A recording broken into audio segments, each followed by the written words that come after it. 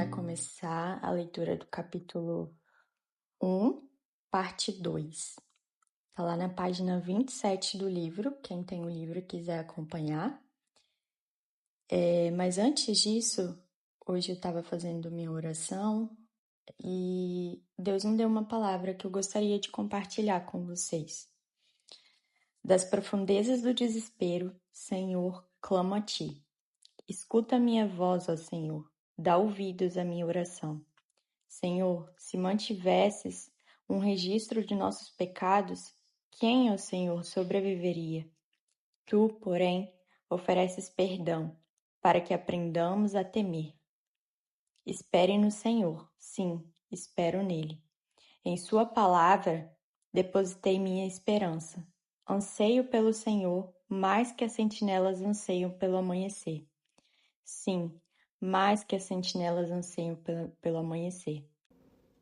Ó Israel, ponha sua esperança no Senhor, pois no Senhor há amor e transbordante redenção. Ele próprio resgatará Israel de todos os seus pecados. Vamos iniciar então a leitura. A casa é nossa. Uma das coisas mais legais do começo do casamento é o casal poder montar a sua casa juntos. Depois de anos morando na casa dos pais ou de outras pessoas, juntar os seus gostos com quem você ama e pensar em cada detalhe da casa, por mais simples que seja, tem realmente um sabor muito especial. Me lembro de que em nosso chá de panela, um dos momentos mais esperados foi o de abrir todos os presentes. Aqueles objetos novinhos eram a nossa cara. Podíamos ver em forma material que estávamos finalmente começando uma vida a dois. Nos dedicamos muito ao montar o nosso primeiro lar. O dinheiro era curto e isso nos levou para o caminho de fazer muitas coisas à mão. Construímos a base da nossa cama e o painel da televisão. A mesa de jantar era um rolo de fio de madeira gigantesco que conseguimos em uma madeireira. Também montamos uma arara pendurada no teto, igual a de uma loja que havíamos gostado. Tudo daquele apartamento tinha um toque personalizado. Estávamos muito empolgados com a nossa vida e o nosso novo cantinho. Antes de nos casarmos, conversamos muito pouco ou quase nada sobre como poderíamos administrar o funcionamento da nossa casa. Nos primeiros dias, por conta da empolgação do início do casamento, não havia cobranças ou expectativas de quem faria o quê. Algumas coisas do serviço da casa eu fazia, outras o Rafa.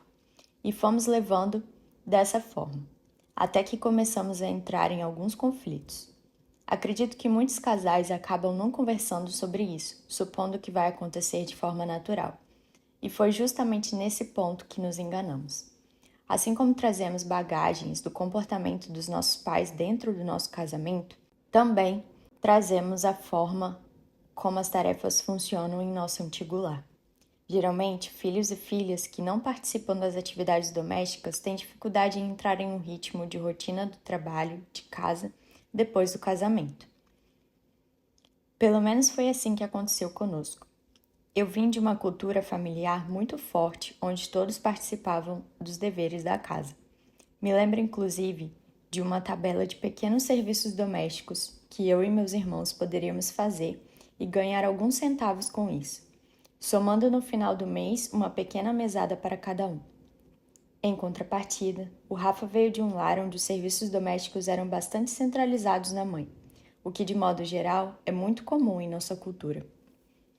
Ao começarmos um lar onde duas pessoas lidavam de forma muito diferente com as tarefas de casa, os conflitos começaram a aparecer cada vez mais.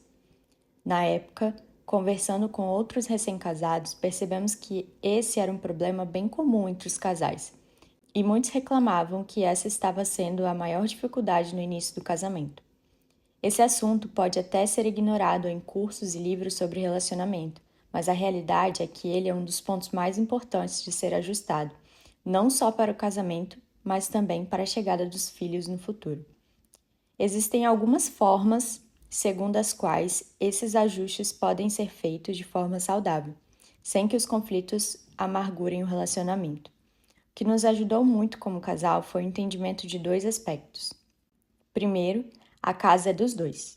Partindo da ideia de que geralmente um casal é formado por duas pessoas diferentes, pode ser que exista um lado mais organizado e que naturalmente assuma mais tarefas domésticas, e outro que não tome tanta iniciativa, nem tenha costumes de organização. O mais organizado pode acabar se tornando centralizador, de forma que pareça que a casa é só dele, e do outro lado se tem apenas um ajudante. Claro que existem lares em que uma dessas pessoas assume esse papel de dono ou dona de casa sem problema algum, seja porque gosta ou porque tem um trabalho doméstico em tempo integral. Mas a realidade da maioria dos casais de hoje, onde as duas partes trabalham fora de casa e sobra pouco tempo para a manutenção do lar, trabalhar com uma equipe é a opção mais inteligente. E melhor, não sobrecarrega ninguém. O que muitas vezes vemos são casais em que uma das partes carrega um peso maior do que pode, ao ter que administrar o lar sozinho.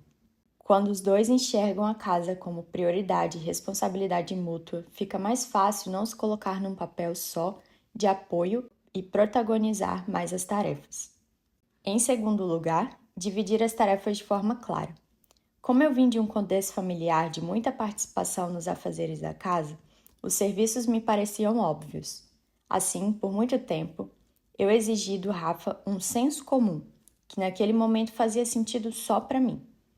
Por exemplo, eu esperava que ele tiraria o lixo pelo simples fato de a lixeira estar cheia.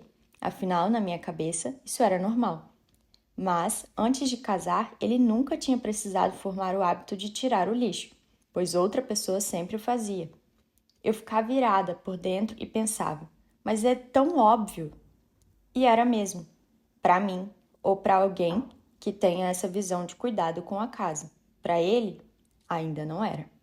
Um dia, depois de muitos meses insatisfeita e cansada, sentamos para conversar. Abriu meu coração e disse o quanto eu vinha me sentindo sobrecarregada. Ele me pediu perdão e disse que funcionaria melhor para ele se houvesse uma clara divisão das tarefas. Isto é, o que cada um teria como responsabilidade dentro de casa. Um cozinharia, o outro lavaria a louça. Um tiraria o lixo, o outro guardaria as compras. Um colocaria a roupa para lavar, o outro a recolheria. E assim por diante. Essa divisão clara nos ajudou muito.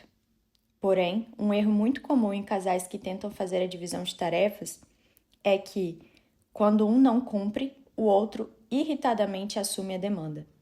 Eu cometi essa falha muitas vezes. Não entendia que era um processo para o Rafa.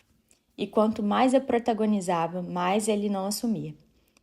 Foram anos nessa caminhada, até chegarmos àquele lugar que eu precipitadamente exigi de primeira, o do senso comum. Durante esse tempo, houve momentos em que um assumia mais que o outro por conta das demandas de outros trabalhos. E é assim mesmo que funciona. A ideia não é competir para ver quem faz mais ou menos, mas trabalhar juntos como uma equipe. E isso servirá para diversas outras áreas do casamento. Esses ajustes feitos nos primeiros anos de casados ajudam muito a vida do casal na chegada dos filhos. Surgirão diversas novas demandas ao cuidar de um bebê. E se o casal já estiver em um ritmo harmônico de divisão de tarefas, as coisas funcionarão muito melhor. Cuidar de uma casa com crianças se torna mais fácil quando o casal se entende no funcionamento do lar, onde a comunicação é clara e a ajuda é mútua. Além disso, existe o fato de que provavelmente será criada nessa família uma cultura de filhos e filhas que entenderão melhor sua função como adultos em um futuro lar. Todos saem ganhando. Tratar a divisão de tarefas dentro do nosso casamento, por alguns anos mexeu muito conosco como casal, mas o maior efeito foi individual. Diariamente tínhamos a oportunidade de lidar com o nosso pior. A minha falta de paciência só se tornava mais evidente diante da falta de iniciativa do meu marido. Muitas vezes, nesse processo de nos encaixarmos como um casal na administração de um lar, eu precisei entender que as coisas não sairiam do meu jeito. Em contrapartida, o Rafa teve que sair de sua zona de conforto ao alongar o músculo que ele ainda não havia trabalhado, o da proatividade dentro de um lar. Foram pequenos ajustes diários, somados à escolha pelo caminho da conversa, e não do atrito, que nos levaram ao funcionamento saudável da nossa casa. Hoje, em uma realidade com 3 bebês, posso seguramente afirmar que foi um trabalho que valeu muito a pena. Devemos aproveitar as oportunidades que a vida rotineira e ordinária nos oferece, para sermos moldados em áreas que ainda precisam de ajustes. Não podemos subestimar os pequenos acertos dentro de um casamento. São justamente eles que nos moldam e nos levam a um lugar mais saudável e mais seguro. Muitas vezes, vemos as tarefas domésticas como um serviço ingrato, pois nunca terminam, e irrelevante. É como se o cuidado diário com o lar não tivesse um valor diante de Deus. Nesse sentido, o livro Liturgia do Ordinário, da escritora Tish Warren, nos traz uma visão sobre como as tarefas do dia a dia também fazem parte da nossa vida espiritual. Ela nos mostra como os afazeres domésticos, assim como todas as coisas simples que fazemos durante o dia, têm valor diante de Deus. A vida diária de louça suja na pia, crianças que sempre perguntam a mesma coisa e querem as mesmas histórias de novo e de novo. Os longos tédios da noite, essas coisas estão cheias de repetição. E muito da vida cristã é voltar para as mesmas coisas de novo e de novo, para as mesmas tarefas e os mesmos hábitos de culto. Precisamos lutar com essas mesmas lutas de novo e de novo. A obra de arrependimento e fé é diária e repetitiva. De novo e de novo, nos arrependemos e cremos. O tipo de vida espiritual e as disciplinas necessárias para sustentar a vida cristã são silenciosos, repetitivos e ordinários. Eu frequentemente quero pular as coisas entediantes e diárias para ter o êxtase de uma fé ousada. Mas é no cotidiano da fé cristã: arrumar a casa, lavar a louça, orar pelos nossos inimigos, ler a Bíblia, o silencioso, o pequeno, que a transformação de Deus se baseia e cresce. Acordar, arrumar a cama ou lavar uma louça são tarefas que podem nos ajudar a nos parecer mais com Cristo. Afinal, toda a nossa vida serve para glorificar a Deus, e não somente o que consideramos santo e de valor. Ao acordar todos os dias e ter que cumprir os serviços da casa com seu cônjuge, te convido a servir com excelência e humildade. Dessa forma, você servirá melhor a sua família, como quem ama e serve a Deus. No final de cada capítulo, ela traz uma parte que são perguntas e sugestões para você trabalhar junto com seu marido. E também tem uma sugestão de oração. Eu não vou ler as perguntas e sugestões, quem tiver o livro vai ter acesso e pode colocar isso em prática, mas eu vou ler a sugestão de oração. Faça uma oração com seu cônjuge, trazendo à luz as bagagens das quais cada um de vocês precisa se desfazer. Peça orientação a Deus de como vocês podem criar uma nova cultura juntos dentro desse lar. Esqueçam o que se foi, não vivam no passado. Vejam, estou fazendo uma coisa nova. Ela está surgindo, vocês não a percebem? Até no deserto vou abrir um caminho e riachos no ermo. O nosso casamento é uma página em branco. Por mais que a gente traga as bagagens, as vivências que a gente teve no passado com a nossa família, é uma vida nova e que a gente tem a oportunidade de construir junto com Deus. Saiba que a todo tempo nós podemos recomeçar, esquecer o passado e seguir em frente com uma vida nova, escrever uma vida nova. Bom, é isso. Obrigada por hoje e que Deus abençoe vocês, que Deus abençoe o dia de vocês e que essa mensagem fique no seu coração para que você possa digerir e pedir o discernimento e entendimento de Deus para que você possa colocar em prática.